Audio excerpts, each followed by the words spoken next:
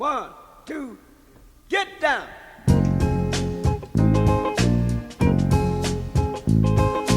Paid the cost to be the boss. Paid the cost to be the boss. I paid the cost to be the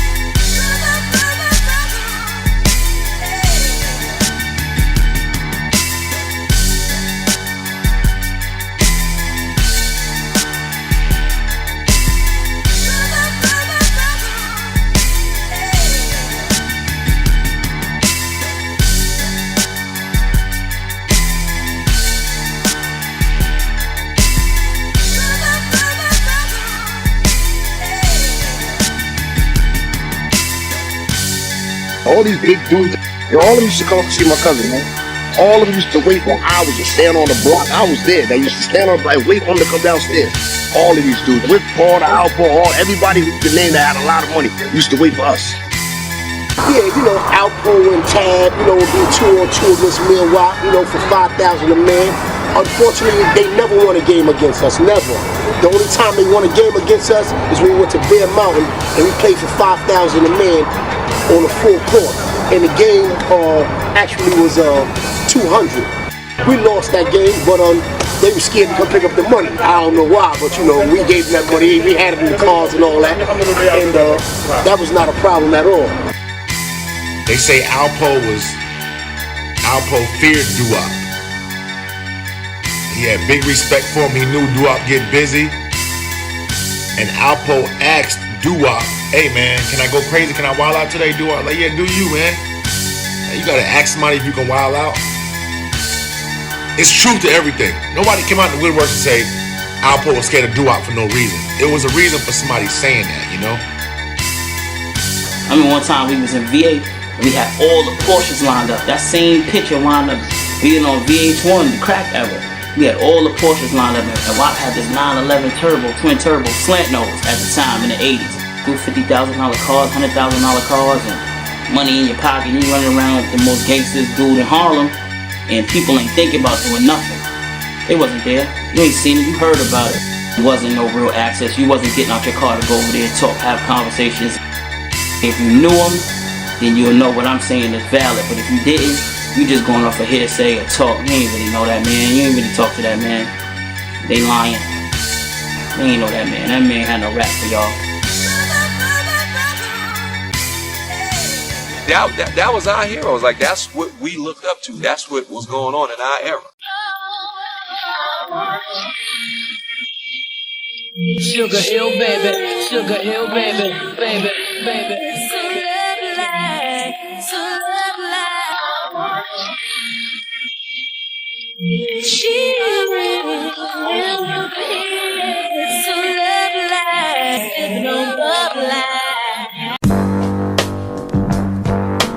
This dear, sweet America. Forbes reports on a remark by a former Nixon aide hinting that the war on drugs had a hidden purpose. That President Nixon saw the drug crackdown as a way to arrest blacks. Ehrlichman also claimed that the White House knew they were lying about drugs. It came a time where the only way that we could have been fed was through the drug game. Doo-Wop dreams was to become a professional basketball player like his father, who was all city and had a chance to play in the NBA. Watching old gangster movies with his uncle, and growing up in the Sugar Hill section of Harlem would change his course. Sit down at night, we watched nothing but gangster movies, and I knew one day that if he got in this game, he was gonna be on top of it. So you watched them grow? I watched them grow. You know, I watched them come from the corner to the big house. You want to do this peaceful, or you want to make a go? Getting knowledge from his uncle, and watching the Godfather movie, he learned honor, respect, love, loyalty, and to protect your family at all cost. Never tell anybody outside the family what you're thinking again. Doo-Wop understood the difference from drug dealers and gangsters and wanted to be more gangster than drug dealer. He became smarter than the ones that would eventually pass the game to his generation.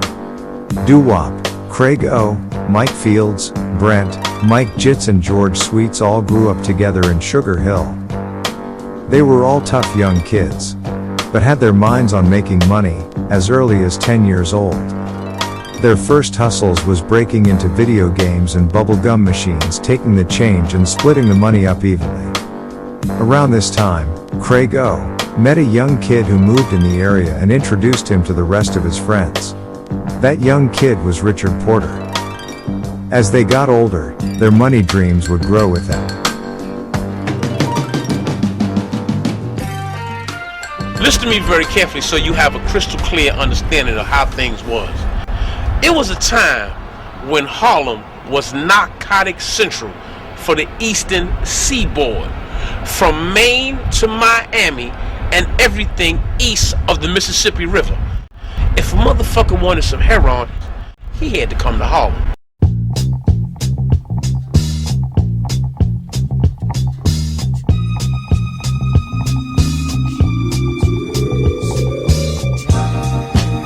Doo-Wop had uncles in the drug game, but they kept him from around it. But there was other players in the neighborhood that would be the roadmap for his success. In the 70s, heroin was king, and it made a lot of people millionaires in a short period of time from his neighborhood. In Doo-Wop's first day of junior high school, he met a guy called L.A., and they became good friends. Doo-Wop and L.A. would hang out in each other's neighborhood, where Doo-Wop would introduce him to Craig O and Rich Porter. That same year, while still in junior high school, Doo-Wop got his hands on some heroin, and along with L.A., they sold it all in one day. Once I live a life of a millionaire, spending my money, honey, oh, I didn't care. D-Ferg, who is the father of rapper A$AP Ferg, was well known in Harlem around this time. Him and Doo-Wop became real good friends, and D-Ferg would make him custom clothes that would match the cars Doo-Wop was driving. This was before anyone else was putting brands on clothing. People went crazy for this new style that D-Ferg created, and put orders in for jackets, pants, and sweatshirts just like it. Doo-Wop and L.A. first year in high school, they were making thousands a day, working for an older guy named Don Mack, on 127th Street and 8th Avenue, who got killed soon after. His brother Ron Mack would pick up from where he left off, but he got arrested shortly after for a stolen car, leaving Doo-Wop and L.A. to eventually become the young trendsetters for the new generation of Harlem hustlers. Once I live a life of a millionaire, spending my money, honey, oh, I didn't care. He bought some grams of cocaine, and then was introduced to a family friend who had some of the best cocaine in the city at the time. Fish scale coke. It was called fish scale because of the rainbow crystal-like colors and the appearance of scales similar to a fish. From a few grams of cocaine to being supplied with kilos, at 15 years old, Doo-Wop had what none of the other young guys had at the time: his own connect, setting the pace for the up-and-coming young hustlers to follow. Being a true hustler, he branded his coke Blue Tape. This would cause customers to look for the product, and not the workers. Learning the game as a kid, he knew most hustlers would come out late to sell their coke, leaving a lot of money on the streets in the early morning hours. Doo-Wop would hit the block early, yelling out Blue Tape. The quiet early morning would cause people to look at him like he was crazy. But Doo-Wop was hungry, and his only mission was getting rid of the kilos he was being supplied with. His marketing strategy worked, and in no time, his brand of cocaine was being talked about and had customers coming from New Jersey to buy that Blue Tape, fish scale cocaine from this young kid. Being in this position, he was able to sell LA and Richard Porter some of the good coke he now had. He was handling his business so well that his connect told him he was doing better than the older hustlers. He told Doo-Wop that the way he was moving he would become a millionaire soon. The money was coming in fast until the connect cut him off. Doo-Wop looked at this as disrespect and made a new goal. He now wanted something more than money, power, and respect. He would meet a new connect that his uncle Butter introduced him to, and a heroin connect, courtesy of an older woman that he was seeing. He went from $5 bags of cocaine to $50 and $100 bottles of coke, along with some heroin that was close to pure. At 15 years old, Doo-Wop was now on his way to his first $1 million.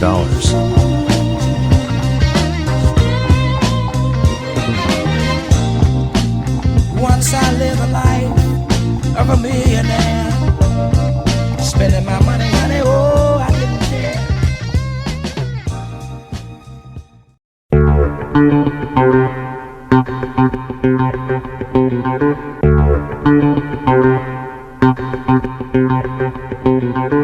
You know, from our generation, you know, in the streets you got certain people, they name ring bells. And when I was in the cleaners, those names rung bells to me. Doo-Wop, LA, Rich Porter, Lil Crico. You know, they was in the streets doing what they do before I even thought about hustle. The money was coming fast for Doo-Wop and LA. They were too young for driving licenses, but that didn't stop them from buying foreign cars. Doo-Wop was driving an Audi, and LA went and bought a brand new Saab 900 Turbo. Paid for in all cash. Paid in full. They were only 16 at the time. It was only a couple of young guys that were independent in Harlem, and it was Doo-Wop's and LA's crews. LA and Doo-Wop had much fun together living their life as young teenagers, getting unheard of amounts of money. They enjoyed going to concerts and having fun. One of Doo-Wop's favorite moments was going to see his favorite group, the OJs, at Madison Square Garden. They dressed in gaiters, with silk outfits along with their jewelry, and sat in the front row. Even the older hustlers and players at the concert had to tip their hats to these young teenagers sitting in the front row with their gaiters, silk and diamonds on shining. Back then, real hustlers would acknowledge one another, and the older hustlers definitely acknowledged Doo-Wop and LA that night. They were enjoying themselves as young teenagers, singing and dancing with the OJs. LA reached out and gave Eddie Levert a pound while they were singing, for the love of money.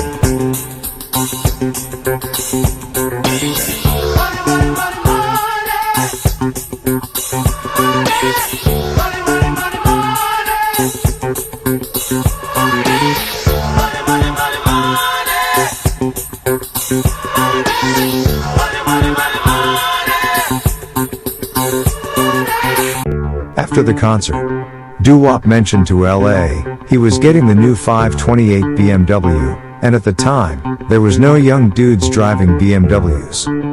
Young, 16-year-old kids getting money like that was a first in Harlem at that time. Doo-Wop went back to the BMW dealer to look for something else. He was shown the new 7, but he felt it didn't fit the image for a young dude. He looked at it as a car for the older hustlers. The dealer showed him a new model that didn't hit the streets yet. A 533 with a 733 engine. BMW was also introducing a new color for its debut. Burgundy. At 16 years old, he would be the first in the city with this new model and new color. He paid for it in all cash. Paid in full. And put a stash box on top of the vent. Nobody, at the time, was doing James Bond type of stashes like that. Doo-Wop was setting trends on all levels. So when you think of that time, you realize that WAP had already began to set the pace. The pace was set on how this thing was to be done as a young kid.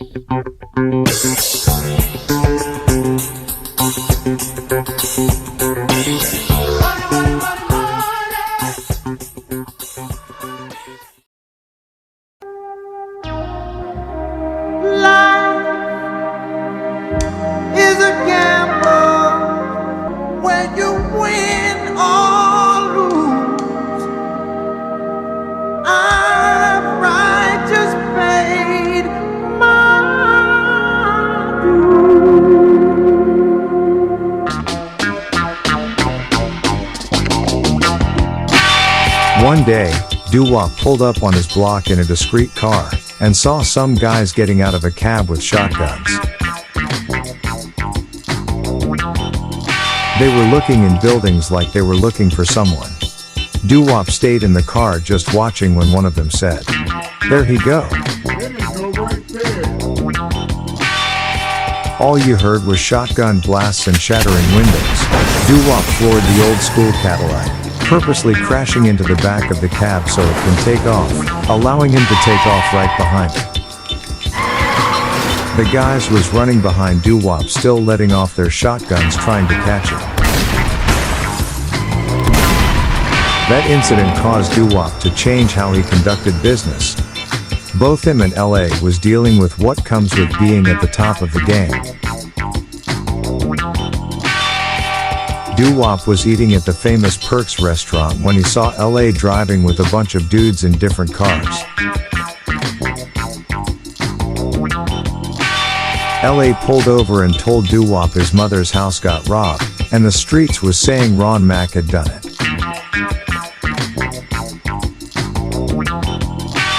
Ron Mack had got arrested for a stolen car, and when Ron came home, LA put him back on his feet.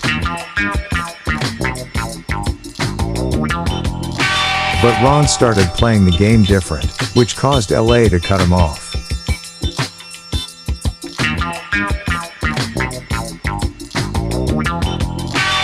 This would lead to Ron Mack robbing LA's mother's house. Now the war was on. Several shootouts would take place in the streets of Harlem. One night on 145th Street, LA caught one of the guys that was part of the robbery named Roz. What up, man? Yo, what up, man? LA shot him up and Roz fell to the ground but survived, courtesy of a bulletproof vest that he was wearing. Soon after, Ron Mack and Roz got arrested on an unrelated charge. And for a moment, the war had stopped. Yeah, it's the world famous Bruce B. Ladies, I see you.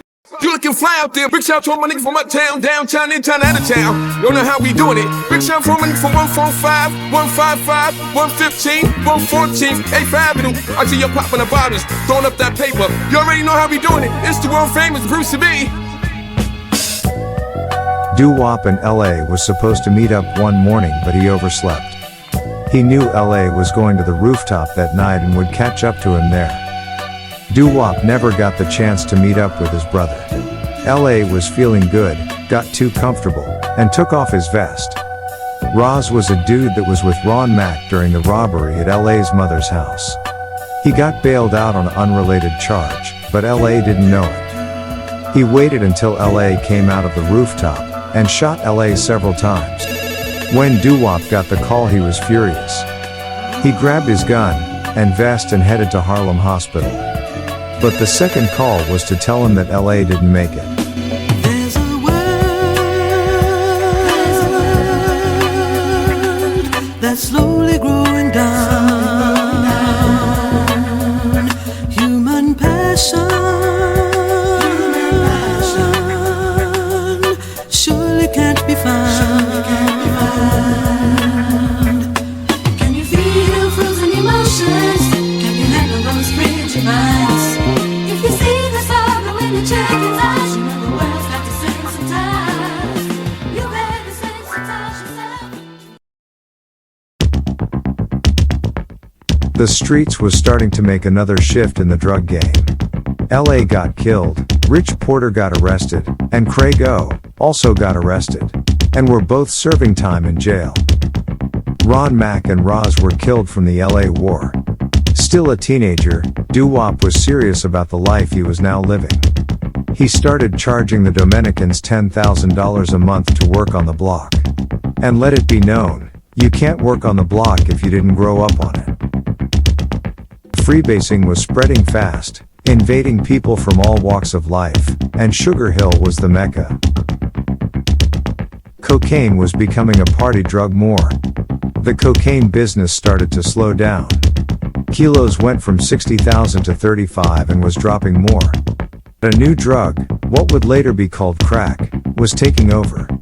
The only spot in the country selling crack at that time was a spot in Harlem called 404 on 145th Street, and Doo-Wop's spot on 159th Street. Doo-Wop would then cook a kilo, then another, then another. It was like he couldn't keep enough of it on the streets. Doo-Wop now added crack cocaine to his already multi-million-dollar cocaine business.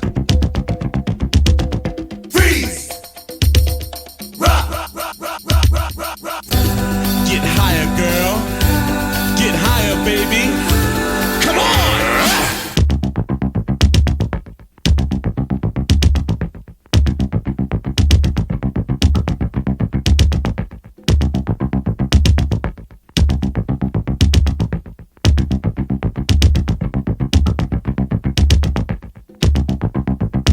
Do you understand what was going on?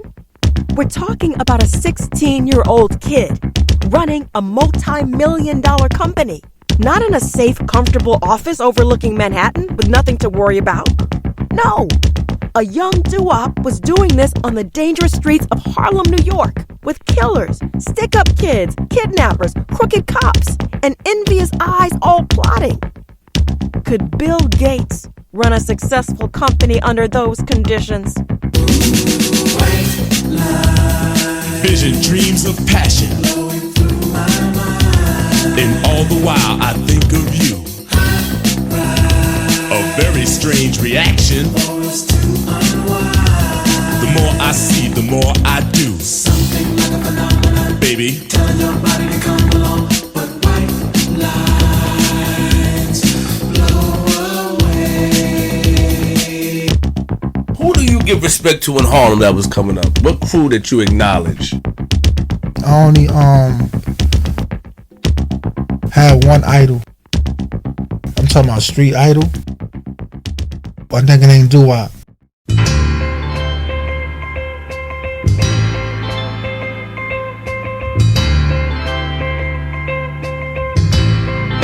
Doo-Wop started making a lot of money off of crack cocaine. By the time other crews would catch on, he had already made millions from it. In just one of his blocks, he was making at least $100,000 a day from the first 11-hour shift, and another $60,000 overnight. Still from just one block alone. He had connects with Wade that would ask for his help to help them get rid of their work. Imagine that. Doo-Wop was moving so much cocaine, the connects would rent apartments near him, just so he doesn't have to travel to pick up the coke and drop off the money. The only travel he would do was across the roof.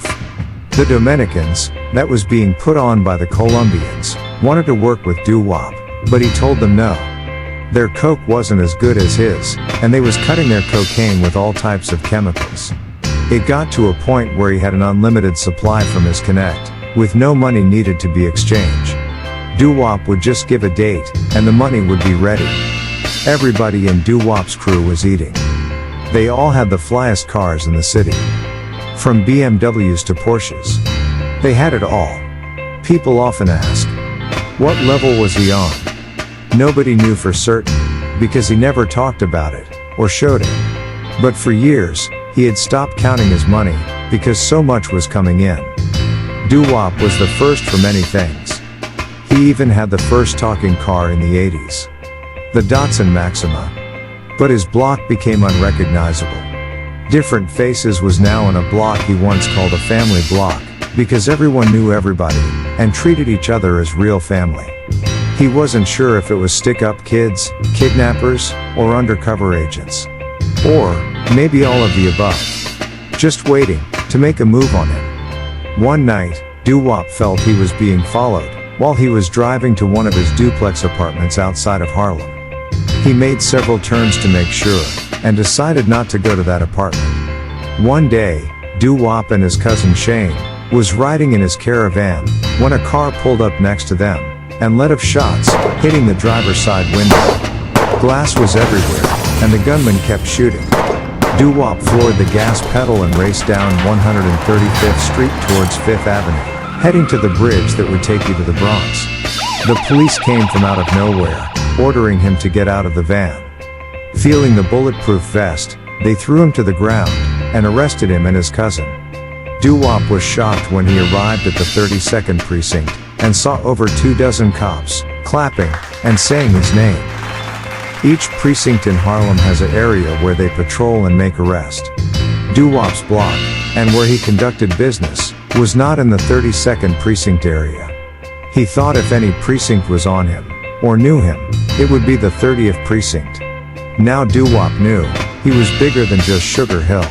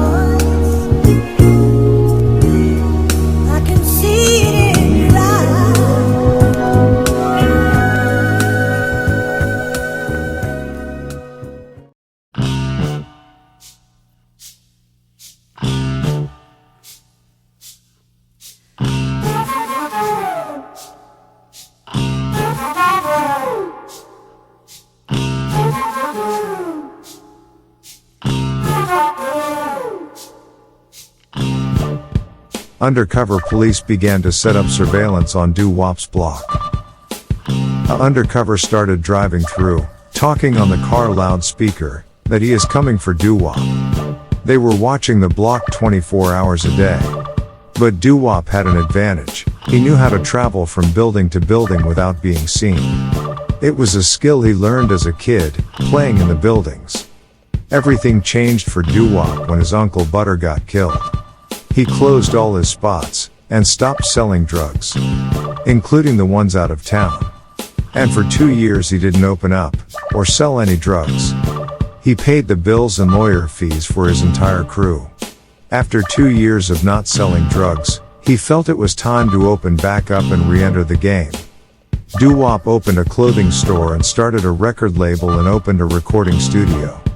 He was making money up and down Interstate 95.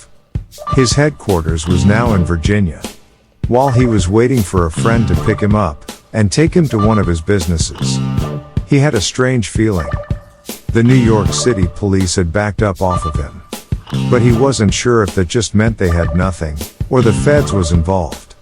While calling his friend trying to see what was taking him so long, he heard a loud noise. When he turned around, all he saw was men dressed in all black, with guns pointing at him screaming, "Get down!" Thinking he was being robbed, he ran to get his .44 Magnum, but never made it. He was hit in the back of the head, knocked to the floor, and handcuffed. Surrounded by a dozen men with masks over their faces, Doo-Wop still didn't know who they were. One of them pulled their mask off and said, "Doo-Wop, we got you good. The New York City police helped us with information we needed, and it goes back to the 80s. And the way people are talking in our city jails, it's over for you."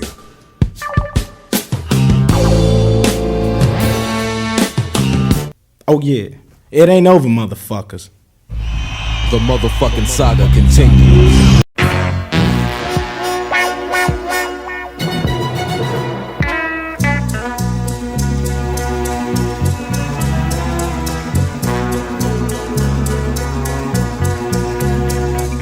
Smiling faces sometimes pretend to be your friend. Smiling faces show no traces of the evil that lurks within. Smiling faces sometimes.